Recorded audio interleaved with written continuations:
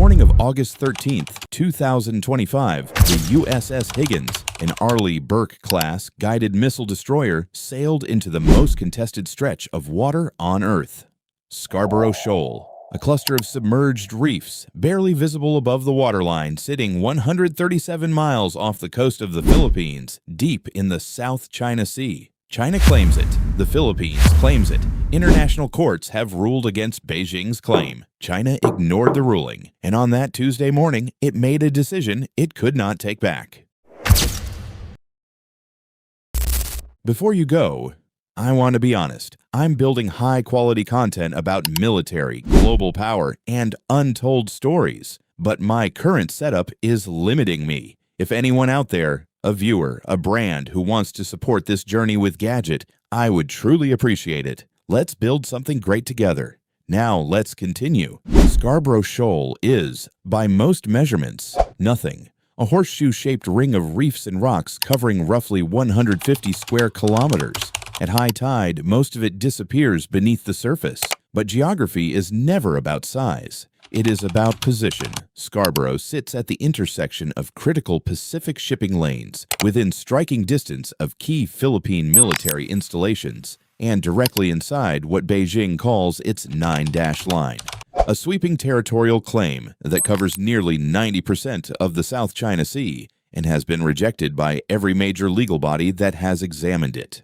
China seized control of Scarborough Shoal in 2012, following a standoff with the Philippine Navy. It has held it ever since, and it has watched every freedom of navigation operation the United States has conducted in the years that followed, each one a deliberate statement that the South China Sea is not and will never be a Chinese lake. Freedom of navigation operations, called FONOPs in military terminology, are not accidents. They are deliberate, planned, legally grounded in the United Nations Convention on the Law of the Sea. The principle is simple. No single nation owns international waters. Not China, not the United States, not anyone. And when a nation acts as though it does, constructing military installations on disputed reefs, blocking foreign vessels from passing through international sea lanes, harassing Allied Coast Guard ships, the response from Washington has, for decades, been the same. Send a warship. The USS Higgins was not lost.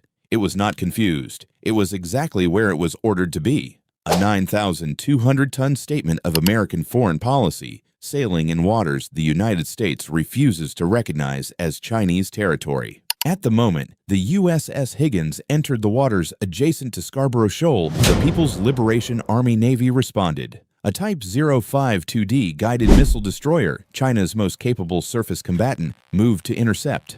On military radio channels, the PLA issued its challenge. The USS Higgins was accused of illegally entering Chinese territorial waters. It was ordered to stand down, to turn around. The USS Higgins continued its mission. What followed was a standoff that played out across open water. Two destroyers from the two largest naval forces on Earth, operating within visual range of each other, neither blinking. China's Southern Theater Command filmed the encounter. They released the footage themselves. Their own cameras, their own angles, their own narrative. The footage showed a PLA Type 052D shadowing the American ship at uncomfortably close distance, positioning between the USS Higgins and the contested shoal. Beijing called it a successful expulsion. In military terms, it was something else entirely. Chinese state media broadcast the footage with precision. Global Times, CGTN, Xinhua. Every state-controlled outlet ran the same message. The PLA Navy had defended China's sovereignty. The American destroyer had been driven away. China had won. The Pentagon's response arrived 24 hours later, and it contained no apology, no protest, no concession. The United States deployed a second warship to Scarborough Shoal. Two American destroyers now operated in the exact waters Beijing had declared secured. The mission did not pause. It expanded. That is not the behavior of a navy that had been expelled. That is the behavior of one that had just proved its point. What Beijing may not have fully calculated is what it was actually challenging. The Arleigh Burke-class destroyer is not a patrol vessel. It is a weapons platform, armed with 96 vertical launch system cells capable of deploying Tomahawk cruise missiles, SM-2 and SM-6 air defense interceptors, and anti-submarine torpedoes. Its AN/SPY 1D radar tracks hundreds of airborne and surface contacts simultaneously across hundreds of miles. A single Arleigh Burke doesn't just defend itself. It defends everything around it. China's Type 052D is capable, modern, formidable by any regional standard. But the confrontation at Scarborough Shoal was not a contest of equal forces. It was a nation with a powerful regional navy challenging a navy built to fight and win a global war. Military analysts watching the footage did not see an expulsion. They saw a provocation, recorded and distributed by the side that initiated it.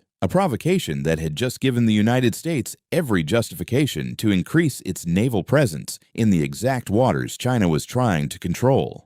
The confrontation with the USS Higgins did not happen in isolation. In the same week, Chinese Coast Guard vessels were colliding with Philippine boats at Scarborough Shoal. Water cannons deployed against smaller Philippine resupply vessels attempting to reach their own outposts. The Philippine Coast Guard released footage. Manila summoned the Chinese ambassador. The incidents were documented, time-stamped, and impossible to deny. The Philippines is a treaty ally of the United States. Under the 1951 Mutual Defense Treaty, an attack on Philippine armed forces in the Pacific is, by law, an attack on the United States. Beijing was not simply challenging a passing American destroyer. It was operating in waters where that legal framework applied, where the consequences of miscalculation extended far beyond a single standoff between two warships. China filed its footage as evidence of strength. Washington filed its second destroyer. What happened at Scarborough Shoal on August 13, 2025, was not the beginning of a war. It was not a crisis. It was a demonstration. China demonstrated that it would challenge American naval access to disputed waters. The United States demonstrated that it would not yield, would not negotiate, and would not reduce its presence in response to a challenge. The South China Sea is not settled, the 9-dash line is not recognized, and the USS Higgins, along with the second destroyer that followed it, is not the last American warship that will sail through Scarborough Shoal. China challenged a U.S. Navy ship. The U.S. Navy sent another one.